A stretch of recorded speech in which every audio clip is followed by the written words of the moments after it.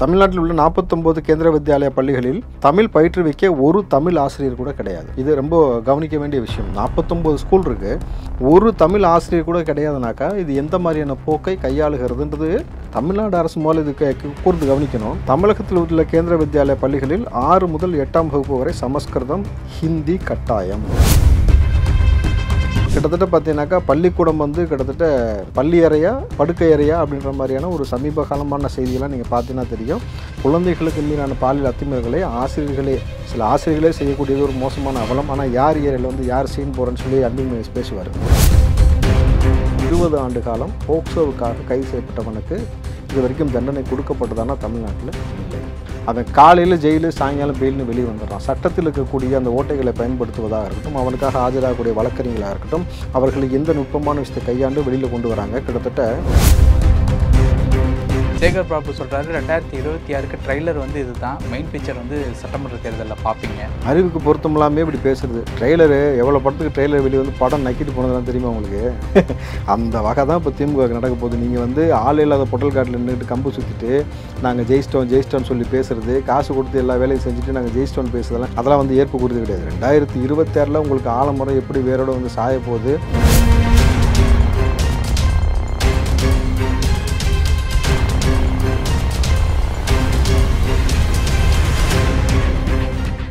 ரேலோ நேயர்களுக்கு வணக்கம். இன்று நம்மளுடைய நேர்காணலுக்கு காங்கிரஸ் கட்சியை சேர்ந்த திரு ராவுத்தர் இப்ராஹிம் அவர்கள் இணைஞ்சிருக்காங்க. சார் வணக்கம். வணக்கம் தம்பி, எப்படி இருக்கீங்க? நலமா இருக்கம்மா. தமிழகத்தில் பிரபல கல்வி நிறுவனமாக இருக்கக்கூடிய கேந்திர வித்யாலயா பள்ளி தமிழ் கட்டாயம் பாடம் கிடையாது, சமஸ்கிருதமே போதுமானது அப்படிங்கிற ஒரு விஷயத்த சொல்லியிருக்காங்க. சொன்னதுக்கு காரணம் ஆர்டிஐ கிட்ட பதிலளிக்கிற மாதிரியான இந்த ஒரு விஷயம். மாணவர்களுக்கு 6ஆம் வகுப்பு முடிச்சுட்டு 7ஆம் வகுப்பு போகிறப்போ தமிழ் வச்சா படிக்கிறது கஷ்டமாக இருக்குது, சமஸ்கிருதம் அப்படிங்கிறது கரெக்டாக இருக்குது அப்படிங்கிற மாதிரி சொல்லியிருக்காங்க. டிஎம்கே ஆட்சியில் தமிழுக்கு எல்லாத்துக்குமே முதல் உரிமை கொடுப்போம் அப்படிங்கிற மாதிரி அமைச்சர்கள்லேருந்து முதல்வர் வரைக்கும் எல்லாருமே சொல்லிக்கிட்டு இருக்காங்க. இந்த ஒரு போக்கை எப்படி சார் பார்க்குறது? தமிழ்நாட்டில் தமிழுக்கு கிட்டத்தட்ட இங்கே பார்த்தீங்கன்னாக்கா அனுமதி இல்லைன்றது, நீங்கள் மத்திய அரசால் தொடங்கப்பட்ட கல்வி நிறுவனமாக இருந்தாலும் தமிழ்நாட்டுக்கு எந்தெந்த மாநிலத்துக்கு வரீங்களோ அந்த மாநிலத்தோடைய மொழியை அங்கு வாழக்கூடிய பிள்ளைகளுக்கு கற்றுக் கொடுப்பதற்கு ஒரு முனைப்பை காட்டணும். பட் ஆனால் கேந்திர வித்யாலயா அவர்களிடம் ஆர்டிஐ மூலம் கேட்டதற்கு கேந்திர வித்யாலயா ஆர்டிஐயில் ரிப்ளை பண்ணியிருக்கிறாங்க. அவர்கள் சொல்லக்கூடியது என்னவாக இருக்கிறதுனாக்கா, சமஸ்கிருதம், ஹிந்தி கட்டாயம், தமிழ் கட்டாயம் இல்லை. மாணவர்கள் கண்டிப்பாக சமஸ்கிருதம் படித்து பாஸ் ஆனால்தான் 6ஆம் வகுப்பிலிருந்து 7ஆம் வகுப்பு செல்ல முடியும். சமஸ்கிருதம் படிக்காமல் 6லேருந்து 7 போகவே முடியாதுன்றது இது எந்த மாதிரியான ஒரு திணிப்புன்றதை நீங்கள் புரிஞ்சுக்கணும். ஏன்னா இங்கே எப்படின்னாக்கா எந்த மொழிக்கும் எதிராக நம்ம கிடையாது. ஆனால் எந்த மொழியை படிக்கணும்னு அந்த மாணவர்களுக்கு எது இலகுவாக வருகிறதோ அவர்களுக்கான விஷயத்தை நீங்கள் தேர்ந்தெடுக்க விடணும். ஏதாவது இப்போ ஹிந்தி ஒரு லாங்குவேஜ் கட்டாயம்னாக்கா ஓகே, அது ஓகே, சரிங்களா? இப்போ ஹிந்தி கட்டாயமாக கற்றுக்கிறோம். ஆனால் கூடுதலாக அவரவர்கள் அவருடைய தாய்மொழியை கற்றுக்கொள்வதற்கு இங்கே அனுமதி கொடுத்துருக்கணும். அது கொடுக்க மறுக்கப்பட்டிருக்கிறது. சமஸ்கிருதத்துக்கு பதிலாக தமிழ் மொழியை பாடமாக எடுத்து தமிழ்நாட்டு மாணவர்கள் படிக்க முடியாது. அந்த பள்ளியில் படிக்கக்கூடிய மாணவர்கள் தமிழ்நாட்டில் உள்ள 49 கேந்திர வித்யாலயா பள்ளிகளில் தமிழ் பயிற்றுவிக்க ஒரு தமிழ் ஆசிரியர் கூட கிடையாது. இது ரொம்ப கவனிக்க வேண்டிய விஷயம். 49 ஸ்கூல் இருக்குது, ஒரு தமிழ் ஆசிரியர் கூட கிடையாதுனாக்கா இது எந்த மாதிரியான போக்கை கையாளுகிறதுன்றது தமிழ்நாடு அரசு மூலம் இது கூர்ந்து கவனிக்கணும். தமிழகத்தில் உள்ள கேந்திர வித்யாலயா பள்ளிகளில் 6 முதல் 8ஆம் வகுப்பு வரை சமஸ்கிருதம், ஹிந்தி கட்டாயம். நீங்கள் எந்த அரசால் ஆரம்பிக்கப்பட்டதுன்றதெல்லாம் அடுத்து, எந்த ஸ்டேட்டில் ஒரு ஸ்கூல் இருக்குன்றது ரொம்ப முக்கியமான விஷயமாக பார்க்கப்படுகிறது. அந்தந்த மாநிலத்தில் வாழக்கூடிய அந்தந்த மொழியில் வாழக்கூடிய மக்கள் அந்த தாய்மொழியை கற்றுக்கொள்வதற்கு இலகுவாக ஒரு பள்ளி இருக்கணுமே தவிர ஹிந்தி எதிர்ப்பு போராட்டம் பண்ணணும், நாங்கள் ஹிந்தி எதிர்ப்பு போராட்டம், சந்து எதிர்ப்பு போராட்டம்னா திமுக பேச்சல. இப்போ இது என்னவாக திமுக எடுத்து கையாள போகிறதுன்ற ஒரு பெரிய கேள்வி. இந்த செய்தியை குறிப்பாக இந்த செய்தியை போட்டதே பார்த்திங்கன்னா சன் டிவி போட்டிருக்கு. ஆனால் இது வரைக்கும் சன் குடும்பத்திலிருந்தோ முதலமைச்சர்கிட்டருந்தோ உதயநிதியிட்டிருந்தோ இது வரைக்கும் இது தொடர்பாக எந்த அறிக்கையும் வரவில்லை. பள்ளி கல்வித்துறை அமைச்சர் இருக்கார்ல, ஆமாம், யார், உதயநிதியோட ஜிகிடி தோஸ்தே அன்பில் மகேஷ், அவர்கிட்ட எந்த ஒருமான அறிக்கையும் வர கிடையாது. கிட்டத்தட்ட இந்த மாணவ பிள்ளைகள் மீது நடக்கக்கூடிய அத்துமீறல்கள் எவ்வளவு மோசமாக இருக்கிறதோ அதே போல் தமிழுக்கு எதிராகவும் தமிழ்நாட்டில் ஒரு அடக்குமுறையான ஒரு விகிதம் போய்கொண்டே இருக்குனாக்கா அரசாங்க பள்ளிகளை இங்கு முறைப்படுத்தி அந்த அரசாங்க பள்ளியை சீரமைத்து அரசாங்க பள்ளியை ஊக்குவிப்பதற்கு வக்கற்ற அரசாங்கமாக தமிழ்நாடு அரசாங்கம் இருந்து கொண்டிருக்கிறது. பல கவர்மெண்ட் ஸ்கூல்ஸ் மூடப்பட்டிருக்கிறது. அதே வேளையில் நூற்றுக்கணக்கான ப்ரைவேட் ஸ்கூல்ஸ் வந்திருக்கு தமிழ்நாட்டில்.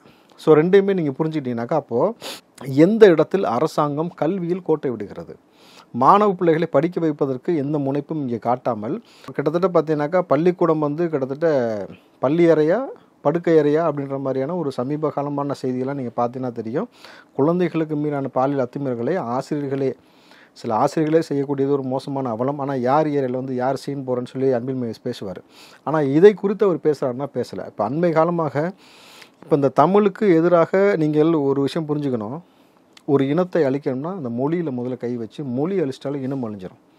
ஒருத்தனுடைய வரலாறு இந்தியாவை தாண்டி உலக நாடுகள் முழுக்க பறைசாற்றப்படும்னாக்கா அவன் மொழியை வைத்து தான் அவன் வரலாறு தெரியும். நம்ம முன்பே பேசியிருக்கிறோம்.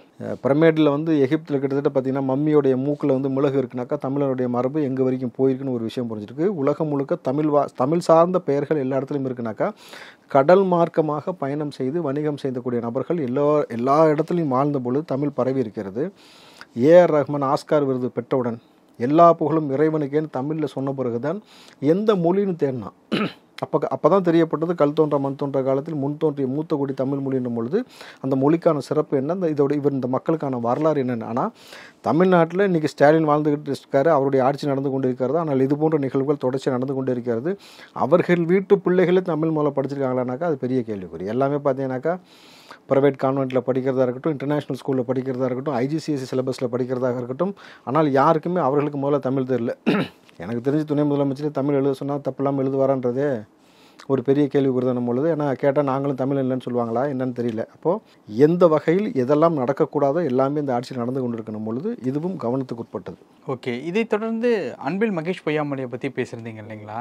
அதாவது வந்து போக்சோ வழக்கு கிட்டத்தட்ட வந்து 40 பேர்கிட்ட வந்து கடந்த சில நாட்களாக வந்து கைது செஞ்சுருக்காங்க அப்படிங்கிற ஒரு விஷயத்த வந்து அவர் வந்து சொல்லியிருக்காரு. இது சொல்லும்போது அப்போ நடவடிக்கைகள் நடந்துக்கிட்டு இருக்கு அப்படிங்கிற மாதிரி எடுத்துக்கிறதா, இல்லை அந்த ரூல்ஸ் அண்ட் ரெகுலேஷன் ரொம்ப ஸ்ட்ரிக்டாக வச்சுருக்காங்க அப்படின்னு எடுத்துக்கிறதா? எப்படி சார் பார்க்குறது?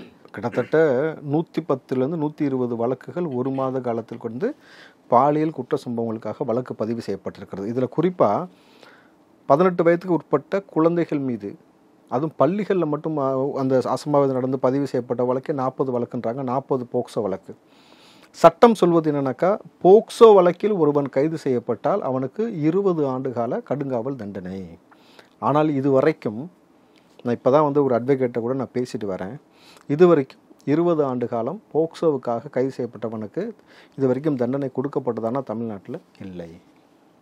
அவன் காலையில் ஜெயிலு, சாயங்காலம் பெயில்னு வெளியே வந்துடுறான். சட்டத்தில் இருக்கக்கூடிய அந்த ஓட்டைகளை பயன்படுத்துவதாக இருக்கட்டும், அவனுக்காக ஆஜராகக்கூடிய வழக்கறிஞர்களாக இருக்கட்டும், அவர்களை எந்த நுட்பமான விஷயத்தை கையாண்டு வெளியில் கொண்டு வராங்க. கிட்டத்தட்ட 40 வழக்கு குழந்தைகள் மீதான இந்த போக்சோவில் கைது செய்யப்பட்டு நாங்கள் வந்து வழக்கு பதிவு செஞ்சிட்டோம்னு சொல்லி பேசக்கூடிய அன்பில் மகேஷாக இருக்கட்டும், இந்த அரசாங்கமாக இருக்கட்டும், ஏன்டா 40 குழந்தைகள் மீது கை வைக்கிற வரைக்கும் நீங்கள் என்ன செஞ்சுக்கிட்டு இருக்கீங்கன்னு எதிர்கட்சியும் பொதுமக்களும் கேள்வி கேட்டு ஆக்ரோஷப்படுறாங்களே, அதற்கு ஒரு வழிவகை, ஒரு தீர்வு. ஒரு ஸ்கூலை ஒழுங்காக நிர்வாகம் பண்ண துப்பு இல்லையே.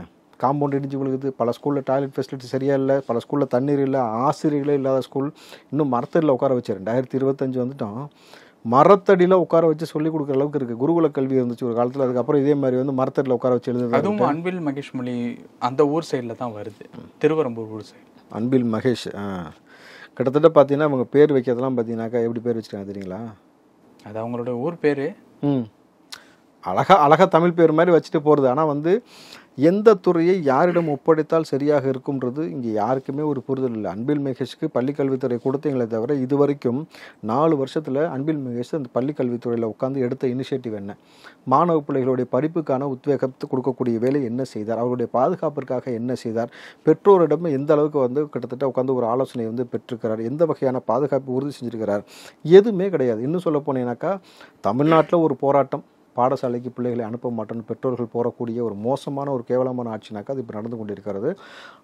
அந்த பெற்றோர்கிட்ட கொடுத்து அன்பில் மகேஷ் உட்காந்து பேசாமல் உயர்காவல் அதிகாரி வச்சு பேச வைக்கிறீங்க பொழுது இந்த பாலியல் குற்றச்சம்பவங்கள் தொடர்ச்சியாக நடந்து கொண்டே இருக்கின்றதா. ஆனால் இது குறித்து எந்த சட்ட வடிவமும் பெறாத பொழுது நேரடியாக நீதிமன்றம் செல்வதற்கான வழிவகை இருக்கிறது. இந்த மாதிரி காவல்துறையை வந்து சரியான முறையில் இது அணுகலை, காவல்துறை சரியாக செயல்பட இந்த ஆட்சியாளர்கள் வைக்கலைன்ற மாதிரியான விஷயத்தை நீதிமன்றத்தில் அணுகி கொண்டு போய் வழக்கு பதிவு செய்வதற்காக ஆன்லைன் மூலமாக செய்வதற்காகவும் அதற்கு வந்து அரசாங்கமே சில வக்கீல்களை அப்பாயின்மெண்ட் பண்ணுறதுக்காகவும் வழிவகை இருக்கணும் பொழுது அடுத்த கட்டமாக மக்கள் அதை நோக்கித்தான் போக வேண்டுமான ஒரு சூழல் இருக்குல்ல. ஏன்னா படிக்க வேண்டிய பிள்ளைகளுக்கு இப்படி பாலியல் துன்புறுத்தல் கொடுத்தா உள ரீதியாக மன ரீதியாக அவங்க எந்த அளவுக்கு பாதிக்கப்படுவார்கள், இந்த சமூகத்தில் ஆணை அவர்கள் என்னவாக பார்ப்பார்கள், எப்படி வந்து படித்து முடித்து ஒரு குடும்ப வாழ்க்கைக்குள்ளே வரும்பொழுது எந்த நம்பிக்கை அடிப்படையில் வருவார்கள்னு ஒரு உளவியல் சிக்கல் இருக்குல்ல.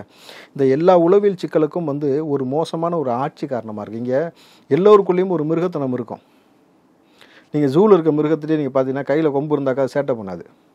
அப்போது அதுபோல் வந்து இங்கே ஆட்சி ஒரு கடுமையாக இருந்தால் மட்டும்தான் நீங்கள் இருக்கக்கூடிய நபர்களுக்கு இந்த சேட்டை செய்யறதுக்கு வரமாட்டாங்க. ஆனால் அனுதாபிகளுக்கு நீங்கள் மிகப்பெரிய அனுதாபத்தை காட்டுவதால் இங்கே வந்து எல்லோரும் இது போன்ற விஷயத்தை செய்வதால் அப்போது இந்த ஆட்சி இவ்வளோ மோசமான ஒரு விஷயத்துக்கு சாட்சியாக இருக்கும் பொழுது யாரை முதல்ல இங்கேருந்து அப்புறப்படுத்த வேண்டியது இருக்கு? ஏன்னா ஒரு துறையை வச்சு எல்லாத்தையும் சரி பண்ண முடியும், காவல்துறையை வச்சு. ஆனால் நீங்கள் சரி பண்ண மாற்றீங்கன்னும் பொழுது அப்போ யாரை மாற்ற வேண்டிய ஒரு கட்டாயத்தில் இருக்குல்ல.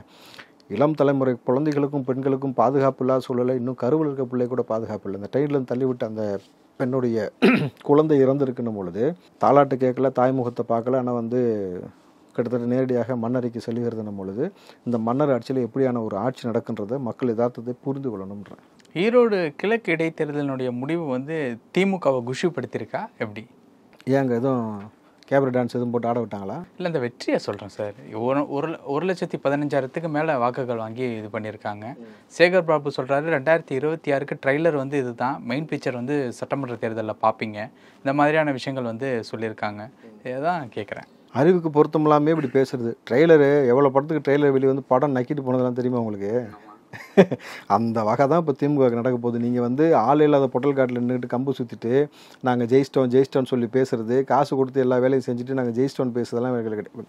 அதெல்லாம் வந்து ஏற்புக்குரியது கிடையாது. 2026 உங்களுக்கு ஆலமரம் எப்படி வேரோட வந்து சாய போகுது, உங்களுடைய ஆட்சி வந்து எவ்வளோ மோசமாக இருக்கிறத இன்றைக்கி எல்லா தரப்பு மக்களும் புரிந்து கொண்டார்கள் பொழுது ஒரு தொகுதியில் உங்கள் சேட்டையை காட்டலாம். 234 தொகுதின்னு வரும்பொழுது இந்த ஒரு தொகுதியில் வந்து நீங்கள் வைக்கிறதெல்லாம் வந்து கணக்கு கிடையாது. 234 தொகுதியிலேருந்து உங்களை எப்படி விரட்டணுன்றதான் இன்றைக்கி மக்கள் மனசுலையும், குறிப்பாக இந்த கட்சி அந்த கட்சிலாம் விடுங்களேன், எல்லா வீட்லேயும் பெண்கள் இருக்காங்களா, குழந்தைகள் இருக்காங்களா இல்லையா? அப்போ எல்லோருக்குமான அச்சுறுத்தலக்கூடிய ஒரு ஆட்சியாக இந்த ஆட்சி இருக்கணும் பொழுது கட்சி பேதமின்றி சாதி பேதமின்றி இன்றைக்கி எதிர்க்க வேண்டிய கட்டாயத்தில் வந்து நிற்கிறாங்க திமுகவை எதிர்த்து இங்கேருந்து அப்புறப்படுத்த வேண்டிய களச்சூழல் இருக்கணும் பொழுது நீ இப்படி வாயில் வடை சுட்டு ட்ரெய்லரு மெயின் பிக்சர்னு பேசிட்டே உட்காந்துட வேண்டியதான். அடி கன்ஃபார்ம். ஓகே, இன்னொரு விஷயம் பார்க்கும்போது சீமான் அவர்களை பற்றி துரைமுருகன் அவர்கிட்ட கேட்கும்போது ரொம்ப ஒரு நக்கலான ஒரு பதிலை வந்து சொல்லிட்டு போயிருக்காரு. நம்மால் நக்கலுக்கு பேர் போனாலும் தானே தக் லைஃப். வயசானதுக்கு அப்புறம் என்ன சொல்லியிருக்கிறாரு? சீமான் கட்சி நடத்துகிறாரா இல்லை நான் ஏதாவது மன்றம் மாதிரி நடத்துகிறாரா அப்படிங்கிற மாதிரி ஒரு பதிலை வந்து சொல்லிட்டு போயிருக்காரு. அதாவது நகைச்சுவை மன்றம் அந்த மாதிரியான ஒரு மன்றம் வந்து நடத்துகிறாரா அப்படிங்கிற மாதிரி வந்து சொல்லிட்டு போயிருக்காரு. டெபாசிட்டையும் இழந்திருக்காங்க அப்படிங்கிற ஒரு விஷயத்தையும் குறிப்பிட்டு பேசியிருக்காங்க. குறிப்பாக அந்த பெரியாரை குறித்து பேசியதுனால வந்து இவ்வளோ பெரிய சர்ச்சை வந்திருக்கின்றது. கிட்டத்தட்ட அண்ணன் சீமான் வந்து நகைச்சுவை மன்றம் நடத்துகிறாரா அப்படின்றது பெருசாக தெரியல. ஆனால் ஏதோ ஒரு மன்றம் நடத்துகிறான்றது மட்டும் தெரியுதில்ல.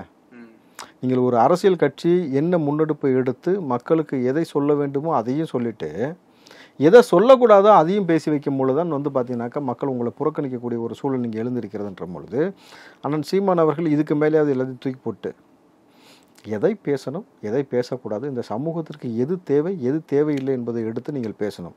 நீங்கள் இங்கே இருக்கக்கூடிய ஒரு போர்வையில் ஒளிஞ்சு கொண்டிருக்கக்கூடிய மக்களுடைய முகத்திரை கிழிப்பது என்பது சரி, ஆனால் சமகாலத்தில் வாழக்கூடிய மக்களுடைய முகத்திரை கிழிப்பு தான் வந்து உங்களுக்கு அரசியலுக்கு யூஸ் ஆகுமே தவிர கடந்த காலத்தில் வாழ்ந்த தலைவர்களை பற்றி பேசுவதால் வந்து பெரிய ஒரு வெற்றி பெற்றுமானாக்கா தமிழ்நாட்டில் சாத்தியப்படுது. ஏன்னா தமிழ்நாட்டுடைய மண்ணுடைய களம் என்பது வேறு, அந்த ஹீட் என்பது வேறு, மக்கள் வாழக்கூடிய இந்த வாழ்வியல் முறை என்பதே வேறுன்னும் பொழுது அண்ணன் வந்து இதை உணர்ந்து கொள்ளணும். இல்லாட்டி 15 வருஷம் கிடையாது, 25 வருஷம் 50 வருஷம் ஆனாலும் கூட உங்கள் கட்சியிலிருந்து ஒரு நபரும் வந்து வெற்றியை வந்து சுவைக்க முடியாத ஒரு சூழல் எழுந்துரும். ஓகே சார், இதை தொடர்ந்து விஜய் அவர்களுடைய அந்த தாவேகாவினுடைய கட்சியில் தொடர் புகார்கள் வந்துக்கிட்டு இருக்கிறதுனால மாவட்ட செயலாளர்களை கண்காணிக்கிறதுக்காக வந்து புதிய குழு ஒன்றும் அமைச்சிருக்கதா வந்து தகவல் வந்திருக்கு. இந்த குழு வந்து பொருளாளர் வெங்கட்ராமன் அவர்களுடைய தலைமையில் தான் இந்த குழு வந்து ஃபார்ம் ஆயிருக்கு அப்படின்ட்டு வந்து சொல்லப்படுது. அப்போது புஷி ஆனந்துக்கு என்ன வேலை? அவர் பொதுச் செயலாளர், அவர் தானே இந்த மாதிரியான ஒரு டீமை ஃபார்ம் பண்ணும் அப்படிங்கிற ஒரு கேள்வி வருது. என்ன புகார்கள் அடுக்கடுக்காக வருது, எதனால் இந்த குழு அமைச்சிருக்காங்க, அதை பற்றி பேசலாம் சார். இல்லை, எந்த கட்சியிலுமே மாவட்ட செயலாளர்களை கண்காணிப்பதற்கு ஒரு குழுன்றது எந்த கட்சியிலுமே கிடையாது. இது புதிதாக இருக்கணும் பொழுது இது வரவேற்கத்தக்கிறது. நீங்கள் குற்றங்கள்னால இப்படி ஒரு விஷயம் வந்துச்சுன்னு கிடையாது. கிட்டத்தட்ட நீங்கள் பார்த்தீங்கன்னாக்கா ஒரு கட்சினாக்கா பலவிதமான விமர்சனங்களும் கருத்து பரிமாற்றமும் நடந்து கொண்டே இருக்கும். அது யதார்த்தமான விஷயம். அப்போது இங்கே சாதி பார்த்து கொடுக்கப்படுகிறது, இல்லை பணம் பார்த்து கொடுக்கப்படுகிறதுன்ற மாதிரி, இல்லை வந்து பிற கட்சியில் இருந்த நபர்கள் இங்கே வந்து ஊடுருவதற்கான வேலையை செய்து கொண்டிருக்கிறார்கள். நம்மளும் அவரை கண்காணிக்க வேண்டிய விஷயம் இருக்கிறது. குற்றப்பின்னணி அவர்களுக்கு இருக்கான்னு பார்க்க வேண்டியது இருக்கிறது. கிட்டத்தட்ட பார்த்தீங்கன்னாக்கா காவல்துறை உளவுத்துறையை வச்சு கொண்டு வந்த திமுகவே ஜாஃபர் சாதிக்கு அயலக பிரிவில் போட்டு அவன் தெரிஞ்சு போட்டானா இல்லை போட்டதுக்கப்புறம் இந்த வேலையை செஞ்சானன்றது இன்னுமே வந்து அது ஒரு கேள்விக்குறியாக இருக்கணும் பொழுது எப்படி தெரியாமல் போட்டிருக்க முடியும்னு ஒரு விஷயம் இருக்குல்ல. அவன் ஏற்கனவே எத்தனை வழக்கில் கைது செய்யப்பட்டவன் ஜாஃபர் சாதின்னு உங்களுக்கு தெரியும்.